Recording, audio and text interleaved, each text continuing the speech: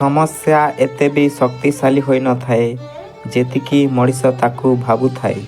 କାହିଁକି ନା ଅନ୍ଧକାର ଯେତେ ବି ଶକ୍ତିଶାଳୀ ହୋଇଥିଲେ ମଧ୍ୟ ସକାଳର ସୂର୍ଯ୍ୟ ଆଗରେ ମୁଣ୍ଡ ନୁଆଁଇଥାଏ।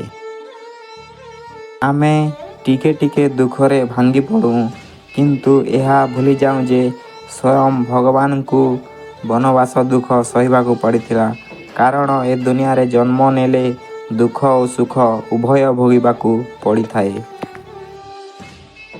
ମାଟି ଥିଲେ ଘାସ କଅଁଳେ, ଶରୀର ଥିଲେ ରୋଗ ହୁଏ, ପରିବାର ଥିଲେ ମତାନ୍ତର ହୁଏ।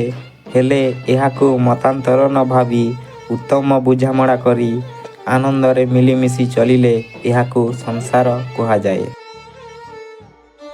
ଶରୀର କିଛି ସୁନ୍ଦରତା ନଥାଏ, ସୁନ୍ଦରତା ଥାଏ ବ୍ୟକ୍ତିର କର୍ମ ଉପରେ, ତା'ର ବିଚାର, ତା'ର ବ୍ୟବହାର, ତା'ର ବାଣୀ, ତା'ର ସଂସ୍କାର, ତା'ର ଚରିତ୍ର।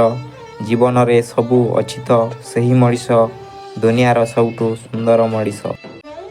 ଭଗବାନ କାହାରିକୁ ଦଣ୍ଡ ଦିଅନ୍ତି ନାହିଁ, ଆମର କର୍ମ ହିଁ ଆମକୁ ଦଣ୍ଡ ଦେଇଥାଏ। ତେଣୁ ଭାବିଚିନ୍ତି କର୍ମ କରନ୍ତୁ, କାହିଁକି ନା ଆମ କର୍ମ ହିଁ ଆମକୁ ପରିଚୟ ଦିଏ।